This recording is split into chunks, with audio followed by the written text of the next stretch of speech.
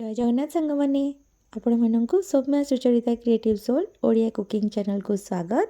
ଆଜିର ରେସିପି ପିତା ଶାଗ ଭଜା। ଆପଣମାନଙ୍କୁ ପିତା ଶାଗ କେମିତି ଲାଗେ ମୋତେ କମେଣ୍ଟ ବକ୍ସରେ ଜଣାଇବେ।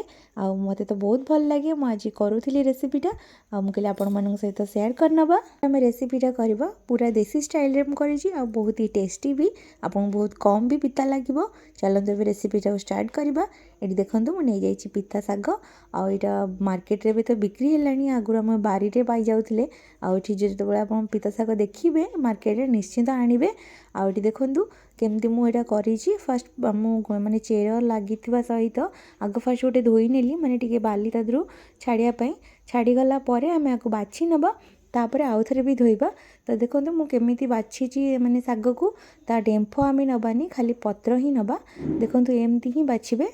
ଶାଗର ଯେଉଁ ଟାଣ ଟାଣ ଯେଉଁ ଡେମ୍ଫ ଥାଏ ଆପଣ ତାକୁ ନେବେନି। ଯଦି କଅଁଳିଆ ଶାଗ ଅଛି ତାହେଲେ ଗୋଟେ ଗୋଟେ ନାଡ଼ ବା ଡେମ୍ଫ ରହିଗଲେ କିଛି ଅସୁବିଧା ନାହିଁ, ଚଳିବ। କିନ୍ତୁ ଯେଉଁ ନାଡ଼ ଗୁଡ଼ାକ ଟାଣ ଥିବ ଆପଣ ତାକୁ ଅଲଗା କରିନେବେ। ଏମିତି ଖାଲି ପତ୍ର ନେଇଯିବେ। ଆକୁ ବାଛି ସାରିଲା ପରେ ଆପଣ ଗୋଟେ ଜାଲିବାଲା ଯେକୌଣସି ବାସନରେ ଭଲସେ ଧୋଇ ନେବେ, କାହିଁକିନା ଶାଗର ପତ୍ର ସବୁ ପାଣିରେ ବୋହି ଯାଇଥାଏ। ତ ଆପଣଙ୍କୁ ଯେକୌଣସି ଛନ୍ନି ସାହାଯ୍ୟରେ ଆକୁ ଧୋଇ ନେବେ। ଦେଖନ୍ତୁ ଏଠି ସବୁତିକ ଶାଗ ମୁଁ ବାଛି ନେଉଛି। ବାଛି ନେଲା ପରେ ଆପଣଙ୍କୁ ଦେଖାଉଛି, ଦେଖନ୍ତୁ କେତେ କମ୍ ହେଇଗଲା। ମୁଁ ଏଠି ଡେମ୍ଫ ମାନେ ଯେକୌଣସି ନାଡ଼ ଜମା ନେଇନି।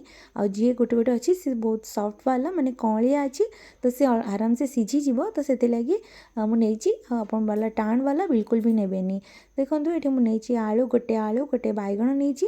ଯଦି ଆପଣଙ୍କର ସୁଗାର ଅଛି ତ ଆପଣ ଆଳୁ ସ୍କିପ୍ କରିପାରନ୍ତି। ତ ମୁଁ ଏଠି ଦୁଇଟାକ ମିଶାଇକି ନେଇଛି, ଯେଉଁଟାକି ଆଳୁ ନେଲେ ବହୁତ ଟେଷ୍ଟ ବି ଲାଗେ। ତ ଏଠି କଢ଼େଇ ବସାଇ ନେଇଛି। କଢ଼େଇରେ ଦେଇଦେବା ଆମେ ବଡ଼ି। ଆମେ ଫାର୍ଷ୍ଟ ବଡ଼ି ପକାଇକି ଭାଜିବା, କାହିଁକିନା ବଡ଼ିରେ ହିଁ ଆମେ ଶାଗର ଟେଷ୍ଟ ବଢ଼ିଆ ଆସିଥାଏ। ତ ଏଠି ମୁଁ ନେଇଛି ଘର ବଡ଼ି ନେଇଛି, ଆପଣ ଚାହିଁଲେ ମାର୍କେଟରୁ ବଡ଼ି ବି ଆଣିକି ଦେଇପାରିବେ। ଏଠି ଆମେ ସୋରିଷ ତେଲରେ ବଡ଼ିକୁ ଆମେ ଭଲସେ ଭାଜି ନେବା, ଯେମିତି ଉପର ତଳ ମାନେ ଭଲସେ ଭାଜି ହେଉଥିବ, କଞ୍ଚା ଯେମିତି ନ ରହିବ। ବଡ଼ି ଯଦି କଞ୍ଚା ରହିଗଲା ତ ଆପଣ ଯେତେବେଳେ ଶାଗରେ ପକାଇବେ ତ ସେ ଗୋଟେ ଅଲଗା ପ୍ରକାର ଟେଷ୍ଟ ଆସେ, ଭଲ ଲାଗେନି। ତ ଭଲସେ ଦେଖନ୍ତୁ ଏମିତି ପୁରା ଗୋଲ୍ଡେନ୍ ହେବା ଯାକେ ବଡ଼ିକୁ ଆପଣ ଭାଜି ନେବେ। ଅଧାଳିଆ ଭାଜିବେନି, ପୁରା ଭାଜିବେ। ଯଦି ଛାଣି ଦେଉଛନ୍ତି ବଡ଼ି ହେଇଯାଇଥିଲା, ମୁଁ ବାହାର କରି ନେଇଛି। ଯେତେବେଳେ ବଡ଼ି ଭାଜିବେ ସୋରିଷ ତେଲରେ ହିଁ ଭାଜିବେ। ଏବେ ସେଇ କଢ଼େଇରେ ମୁଁ ଦେଇଦେଇଛି ଗୋଟେ ଚାମଚ ସୋରିଷ ତେଲ। ସେଥିରେ ଦେଇଦେଲି ଗୋଟେ ଛୋଟ ଚାମଚ ଜିରା। ଆଉ ଏଥିରେ କଞ୍ଚା ଲଙ୍କା, ପିଆଜକୁ ଆମେ ଜାରି ନେବା। ପିଆଜକୁ ବେଶୀ ଜାରିବାନି, ମାନେ ଅଧା ଅଧା ଭାଜିବେ, ବେଶୀ ଲାଲ କରିବା ଦରକାର ନାହିଁ। ଆଉ ଏଠି ମୁଁ କଞ୍ଚା ଲଙ୍କା ୟୁଜ୍ କରିଛି, ଆପଣ ଚାହିଁଲେ ଶୁଖିଲା ଲଙ୍କା ବି ନେଇପାରିବେ। କଞ୍ଚା ଲଙ୍କା ଦେଇଛି ଶାଗ ଟିକେ ରାଗ ଲାଗିବା ପାଇଁ। ଆଉ ଏଠି ଦେଖନ୍ତୁ ମୁଁ ଏଠି ଭଲସେ ୟାକୁ କରିନେଉଛି, ଭାଜି ନେଉଛି। ଆଉ ଅଧାଳିଆ ଯେତେବେଳେ ହେଇଯିବ ଆମେ ଏଥିରେ ଯେଉଁ ଆଳୁ ଆଉ ବାଇଗଣକୁ କାଟିଥିଲେ, ଆଉ ମୁଁ ଆଳୁ ବାଇଗଣକୁ ଧୋଇ ନେଇଥିଲି।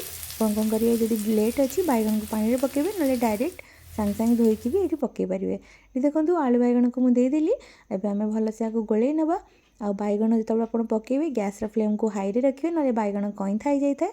ଜମା ସିମ୍ରେ ରଖିବେନି। ଆପଣ ଯେତେବେଳେ ବି ଶାଗ ଭାଜିବେ ଏମିତି ସରୁ ସରୁ କି ଆଳୁ ଟିକେ ବଡ଼ ସାଇଜ୍ର ବାଇଗଣ କାଟିକି ହିଁ ଭାଜିବେ।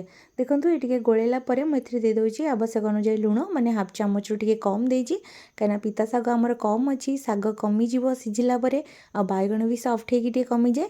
ସେଥିଲାଗି ଆପଣ ଲୁଣର ମାତ୍ରା ଆପଣ କମ୍ ଦେବେ। ଦେଖନ୍ତୁ ୟାକୁ ଭଲସେ ଆମେ ମିଶାଇ ନେବା।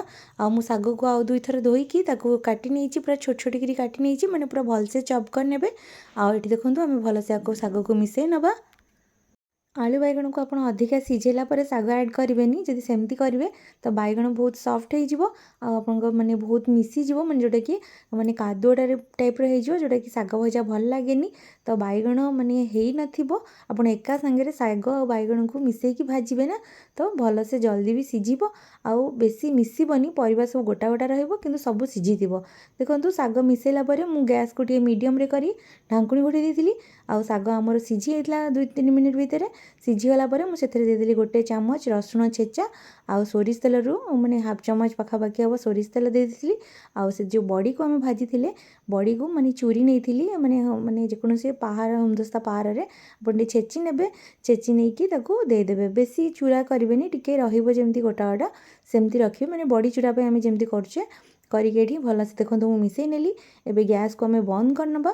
ଆଉ ଏଠି ମୁଁ ଗୋଟେ ଦେଉଛି ଆଉ ଟିକେ ଜବରଦସ୍ତ ଟେଷ୍ଟ ଆସିବା ପାଇଁ ଗୋଟେ ଚାମଚ ମାନେ ଯେଉଁ ଭଜା ବାଦାମ, भजा बादाम चोपा को छड़े ने छड़े मुझे फाड़ फाड़ कर नहीं गोटे बड़ चामच पाखापाखि देती तो आप एमती थे करके देखूँ आपको शाग भजा बढ़िया लगे आउ शाग भजार टेस्ट बढ़िया आसता है तो पखाड़ सांगे खातु गरम सांगे खातु जमती खाऊँ खातु आपको बहुत ही बढ़िया लगे खायापी आउ जो मानकर सुगर अच्छी भी करके दिंतु आमती इंटरेस्टिंग रेसिपी देखापी चैनल को सब्सक्राइब करनी आप कौ शाग भजा देखापी चाहूँगी मत निश्चिंत कमेंट बॉक्स में जनातु रेसिपी आपको केमती लगिला निश्चिंत जनइबे गोटे लाइक निश्चिंत करेंगे आउ चैनल को सब्सक्राइब करने रोची पुणी देखा गोटे नेक्स्ट वीडियो रे राधे राधे।